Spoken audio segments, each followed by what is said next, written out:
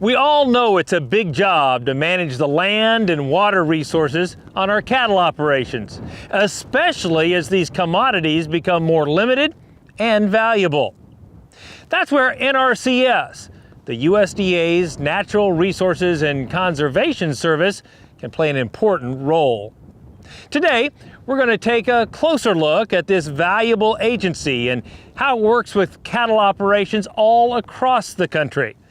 We start in Virginia, where Cattleman to Cattleman reporter Matt Fleck has a story of a farmer who worked with NRCS to develop a system to improve water quality in his community while also increasing his beef production through better forages. Virginia has a long history of cattle production on places like the Overhome Farm, where Ronnie Knuckles is the fifth generation on the land. For farmers like Ronnie, nearby waterways and highly populated areas create both challenges and opportunities. Virginia has challenges based on land use primarily. We're also in the Mid-Atlantic region, so we have lots of population centers, and cattle production exists very closely with those mixed-use areas of suburban, urban, and rural, and we also have lots of surface water in Virginia. So everywhere there's cattle, there's surface water pretty close by too. The farm here at Ronnie's is located in Goochland County. He's within a mile of the James River, which is a major tributary and major watershed throughout Virginia that empties directly into the Chesapeake Bay. Although we're approximately 2.5 hours from where the James technically enters into the bay, we all understand that all the runoff here from this farm operation ultimately would potentially impact the Chesapeake Bay. So water quality is a big initiative in Virginia on agricultural lands, and Ronnie, like many other livestock producers, recognize that and have taken voluntary actions to exclude their livestock from the streams and ponds, which would have an impact downstream. When we put in the stream exclusion, when we first considered that, it was springtime, grass was lush, and of course all the best grass is right down next to the creek. And you're looking at a 35-foot strip, and we had a lot of streams. With streams, a bank, and the wooded areas, we were excluding close to 50 acres of the 175 that I started with. So I was concerned, trying to increase my herd size, what's this lost acreage going to do? Can it be compensated? In addition to fencing out his streams, Ronnie worked with NRCS to implement a rotational grazing plan that uses polywire temporary fencing to maximize the grass available for his cattle. When we brought in the stream exclusion program and the rotational grazing, we were able to manage the herd. We were able to control where they grazed, how long they grazed. For Ronnie, as well as most producers who consider doing this stream exclusion and taking out a 35-foot buffer around all these surface waters, that's a big hurdle for anybody to cross. And most of them are concerned that, I'm losing so many acres of pasture land. How am I going to make up for that? And Ronnie took that leap of faith. He trusted his local conservationist. He went ahead and did it. He's increasing utilization of the forages, and he's increasing productivity, the health, vigor of those forages across his pasture acres. So that increased yield and utilization combined more than make up for the small percentage of the pasture land that's now outside in that buffer. In the context of water quality improvement practices in Virginia, stream fencing, particularly the role of buffers, is important. Buffers are necessary so that we have a sequestration area for nutrients like nitrogen and phosphorus, and then sediment so that they don't reach those surface waters and then eventually the Chesapeake Bay. They don't have to be challenges viewed, though, as a reduction in the grazing area, because the focus then really should be, additionally, in water quality improvement, again, back to the upland pasture improvement. And that's where programs that we participate in as beef producers through conservation, cost share, and financial incentives like EQIP particularly give us the opportunity to do both well.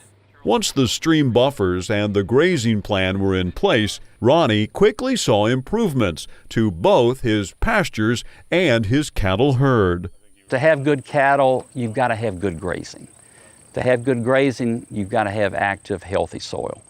And it all comes back to that level. So I think it's a key component, and I think it's so often it's overlooked that you just don't, you look on top of the ground, you look across grass, you don't look down and think about what it's doing below.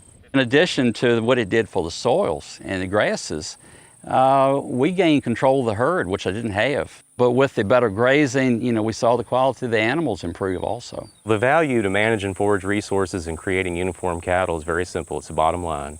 The better job you do managing forage resources, the more efficiently you put weight on cattle, and the more uniform cattle are, the better they package and the better they sell. In fact, Ronnie believes working with NRCS and putting conservation measures in place has made a positive impact on his cattle management and the returns his cattle bring him in the marketplace. With a different management style and the improved grazing, my weaning weights probably have gone up 100 pounds per animal. And I'm selling them heavier sooner than I was 6-7 years ago. So it's a total package. Ronnie is a prime example of how he started this conservation project with the exclusion of the waters. But what it has allowed him to do is kind of build the infrastructure of a grazing system. And what that does, it gives him complete management over the livestock that he's raising. So they're more docile. He's around them each day. It's easier to get those cattle up when you got to work them or load them or move them and so forth. But as far as a production benefit, overall the performance of his herd has increased year by year. Just being able to manage them in a system, keeping fresh, nutritious forage in front of them more days of the year, their body condition is excellent. They're rebreeding faster when that time comes. And all of it plays together to improve performance of the livestock in a system that's beneficial to our natural resources. With clear running streams, healthy grass, and thriving cattle, Ronnie Knuckles is doing his best to carry on the family farming tradition. And he, like other producers across the country, can count on the expertise of the NRCS team to help them better manage their resources and keep them on their land. The NRCS mission is helping people help the land. So that's what we want to do, is try to make sure that we conserve the natural resources and keep those families out on the farmer ranch. The partnerships that we have with agencies like NRCS on the federal level down to soil and water districts on the local level are probably even more profound in the Southeast than anywhere. The Southeast has about 40% of the nation's cow herd, and most of those herds average from 2 to 3 dozen head. So it isn't a large beef operator's game to become involved in environmental stewardship. These are programs that are accessible to all of us, and they're perhaps more widely used and most beneficial when they're used on smaller scales, where we have pressure from urban sprawl and we need evidence that agriculture is doing the right thing.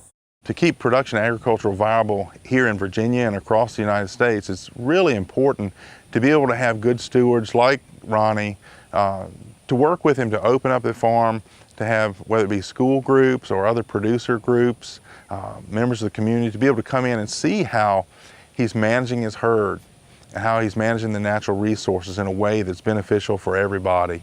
I think the services provided by the Natural Resource Conservation Service is one that's available to everybody. It doesn't matter the size of the farm or where you're located. They're here to serve all of us, and they've played a vital role here. And I would encourage anybody, even if you think you have a good system in place, talk to them, call them, check the website, see what they have to offer, see what you can learn through that cooperation. Reporting from the Overhome Farm in Goochland County, Virginia, I'm Matt Fleck for NCBA's Cattleman to Cattleman. If you have conservation practices you'd like to put in place in your operation, you should start by visiting with your local NRCS office about the technical and financial assistance they can provide. Go to their website, nrcs.usda.gov, to find an office near you.